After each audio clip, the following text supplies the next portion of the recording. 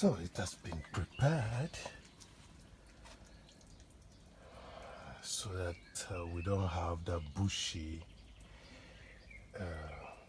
grow room effect like last year.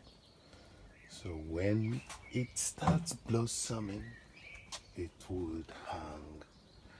So these are tomatoes. What I've watered up to now are just tomatoes. Okay. So this is open now, and then these are potatoes. These are what you people call Irish potatoes. So and the birds are singing. Some of them goes around, trying to um, fish out worms, and then they mess up the beds. But it's okay.